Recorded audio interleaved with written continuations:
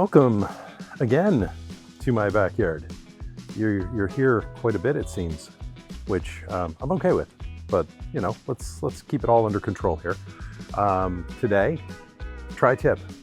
I wanted to try something different. A friend got me kind of mentally oriented around sous vide cooking. If you're not familiar with it, that's the seal something in a bag and cook it in a water bath to a specific temperature, that type of cooking.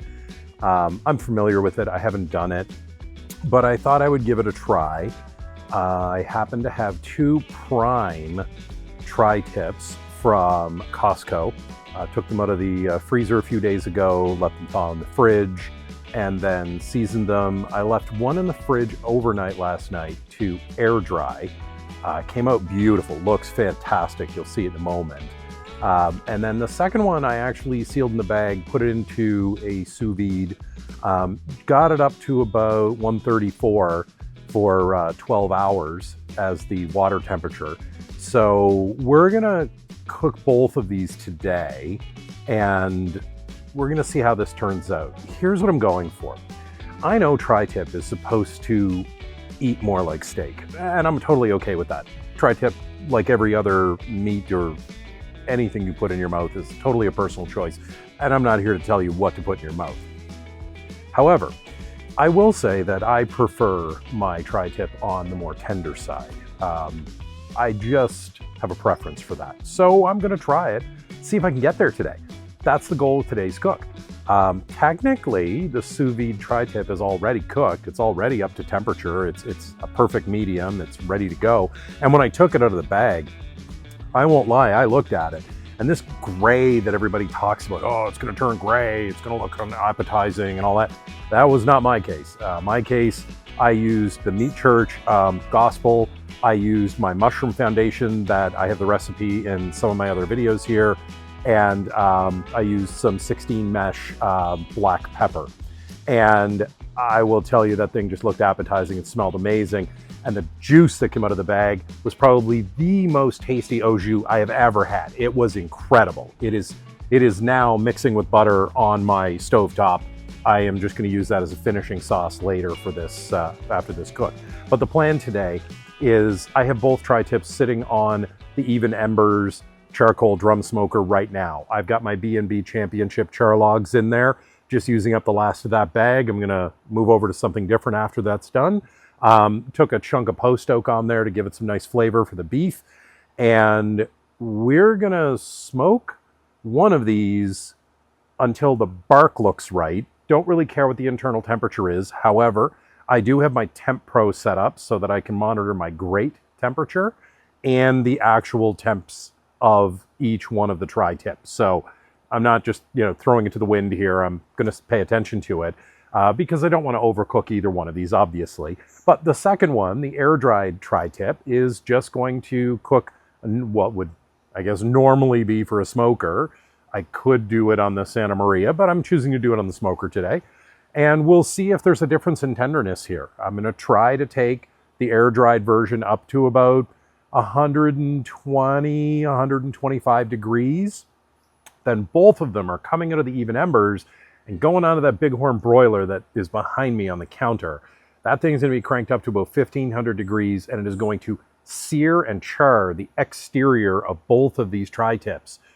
In theory, I should be able to pull off a restaurant perfect version of a tri-tip with these approaches. We'll see. Will I notice a difference in tenderness? We'll see.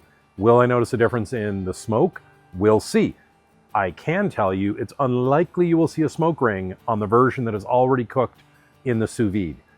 The air-dried version will get something of a smoke ring. Again, we will see. So I am going to take you on a tour of the drum smoker so you can see the meats. You will meet the meat. And then I'm just gonna wait for all of this to come up to temperature. Nice and easy does it. And we'll see what we end up with as a late lunch today.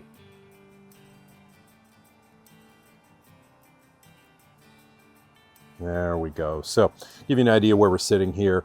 The number 1 probe there in the top left-hand corner, that is our sous vide version. The internal temperature is sitting at 85 right now. It came out of the fridge, so it's a little bit it was a little more chilled than the air dried version, which is the top right, number 2. That one had been sitting on the counter for about 30 minutes, 45 minutes prior.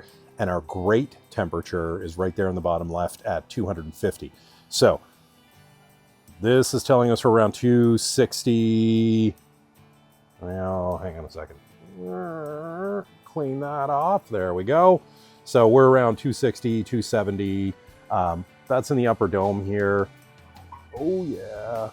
Down here, it's a different story. So this big mamma jamma right here is our air dried version. It's already starting to moisten up a little bit in here. And the smaller one is that sous vide version. So there we go. Now that gray coloring that I talked about earlier, don't be fooled. I added a little more of the Meat Church Gospel on that one before I put it down on the grill grate. So it wasn't always that kind of mahogany red color. Well, gang, here we are. This guy, the air dried version, was done really fast on the smoker. So not a lot of bark there. It's pretty light. But next step is going to be over to get some real color on here. So you can see the internal temp is creeping up to 130. I need to hit it pretty soon. And what is still on here, the sous vide version, is looking good and coming along. Well, here we go. We are going to toss this in. You can't see it, but that is blazing hot in there right now. We're just going to go ahead and stick this in here somewhere down nice and low. And we're just going to go ahead and watch this. Make sure it doesn't get too crispy, that everything cooks up nicely. I can see some nice browning on the bottom from being in the smoker. Being here in the broiler is going to do a couple of things. One, it's going to take that moisture that's accumulated on the top and just going to evaporate that away. And then of course it's going to brown the top and give us that Maillard reaction that we're looking for and give us a bit of crust on top. So we can flip this over and do this on the back as well if we want. The sous vide version is sitting in the drum smoker right now at 126 degrees internal. I definitely do not want that to go over 134 because that's what we cooked it to earlier. In fact, I'm gonna pull it off the smoker right now. I'll let you keep an eye on the meat here. Make sure everything's okay. Does it look good? Does it look good? It looks like it's okay so far. So far I've seen a little bit of bubbling on the top, and that's fine. I'm going to go ahead and take this off so that we do not get too close to our 134 mark. So we will strip that out in a moment. Pull this and take a peek. Oh, it's coming along nice. And we'll give you guys a little more of a close-up view of what's going on inside here. You can see it's starting to come around a little bit. I am going to take this out and spin it. Yeah, I'm going to come up just, oh, not that much. There we go. You can see we are coming along to a very nice looking tri-tip here. This is the air dried version. Took it up to that internal temp of about 127. And I'm hoping that it's going to come out looking, well, let's be honest, nice and sexy, because that's what we're looking for here.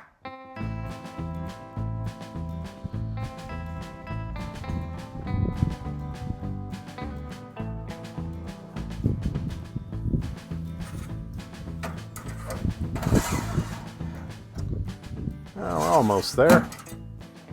Give that another minute or so, and then we're gonna call our air-dried tri-tip complete.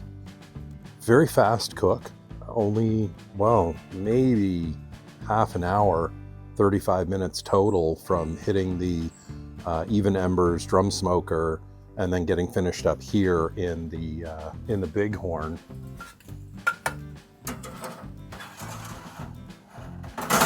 I think we're going to call that complete. So let's take a quick look here. If we look at the air-dried tri-tip, that thing is finished up right around 133 to 135, depending on where I put the instant read thermometer.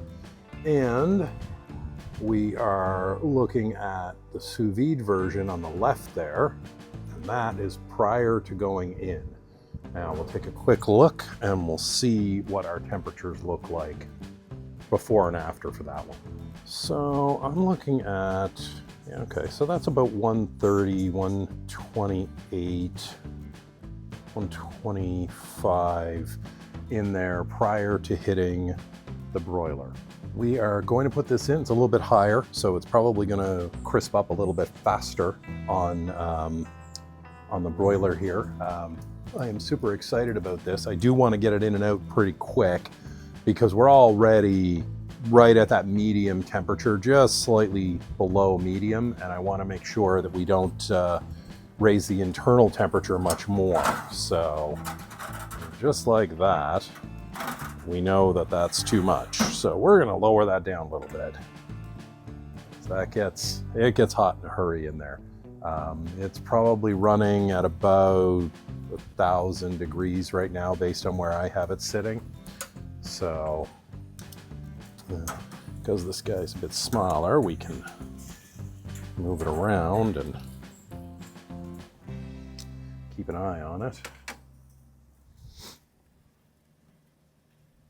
Turn the temperature down a bit. As you can see, the broiler works fast. Very, very quick to do its job. And oh, the smell, the aroma coming off that, it's just incredible. Just incredible. And in literally another 30 to 45 seconds, this is going to be complete. There, I flipped it over, and we're going to finish up on this side, and then we're going to call that lunch, and we're going to see if this made a difference in these two tri-tips, whether sous videing it beforehand or just cooking it in a more traditional manner, if you notice any difference in the tenderness with it. I know one thing, either way, it's going to be a late lunch today, and it's going to be a delicious lunch today. Really can't lose with this combination. Take some nice close-up look. This is our sous vide version, and this is the air-dried version of both tri-tips. Well, I think we'll try the air-dry version first, because that's the, I guess we could think of it as the traditional way to cook it in this comparison. We'll transfer this over and we'll give it a shot, and we'll see how this comes out. So we're going to start down at this end, and this is typically where you end up with overcooked. I don't expect to see much of a smoke ring in here. I don't expect, there's a little bit of pink in here, but it's slicing really nice. I'm pleased with that. And I feel like as I get closer to this center area, we're gonna see a difference here in, yeah, you can see we're still nice and pink in the middle. This thing is very juicy all the way around. The flavor on it is just extraordinary. I'm really pleased with that. So let's get in here and see what this all, it's cutting beautifully. Super tender, super nice. Lots of juices in there. Obviously, you know, as you can tell, there's no real smoke ring in here. We just simply were not on the smoker long enough for that to happen. I'm going to go ahead and take a bite here, and we'll see what. So this very much tastes and chews like a typical tri-tip that was cooked in a kind of traditional manner, if you will. So feels good from that point of view. I feel like we've accomplished a good baseline with it. Now I'm really curious to see how this sous vide version came out. It just feels more tender all the way around. So I am very interested in seeing if that is the same everywhere. Oh, interesting. You did get a little bit of a smoke ring on this one. I really was not expecting that to happen. I was expecting, see, it's perfectly cooked all the way through. It's got just a little bit of pink in there, which I would expect because that's exactly how we actually cooked it in the sous vide.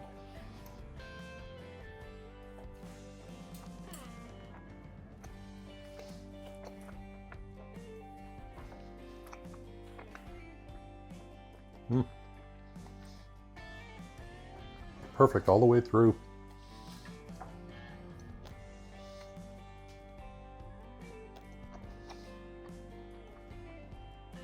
Well, we're going to give that a try. Just a very hint of a smoke ring, which I'm pleased with, because like I say, this was only on the smoker for about a half an hour, maybe, well, certainly under 45 minutes. So instantly and immediately, there is a difference in texture. The version from the sous vide is not quite as moist and juicy as the more traditional. Probably has to do with me running the temperature back up to about 135 or so. So it got there twice. I will say though that this version from the sous vide, wow. Air dried, still chews like a steak, like a traditional tri-tip. That's what you'd expect. This is much closer to chewing like a brisket, not quite as tender and soft. It's obviously leaner, or this version, the sous vide version, but I would 100%, I would do this sous vide version of the tri-tip again. Absolutely great option. Well, I may or may not have eaten a pound or so of tri-tip in between edits here.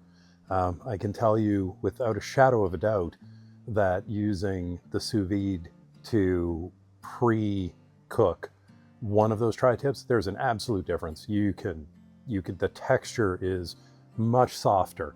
I will say that I think you have to be careful when you sous vide something and then go on to smoke it and then go on to broil it. You do lose more moisture. A lot of that moisture that was in that tri-tip actually came out in the bag. I saved it, I made an au jus out of it, I have it on the side, but you can notice a difference between that moisture and in the sous vide version and in the traditionally cooked version. But both of them were delicious. Just one chews like a traditional steak, like tri-tip, and the other chews a little bit more like a brisket. It's a little more soft, a little more tender. But as we wrap up, I am going to leave you with a cookbook recommendation. So this is Tony Ramirez from the channel Thanks for the Invite. He's got well over 3 million followers. This is his cookbook. I found Tony on TikTok and just started following along. He does great videos there.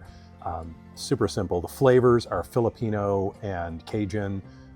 They're amazing flavor combinations in here. Let's just backyard barbecue. This is awesome, right? So let's take a look at a couple of these things.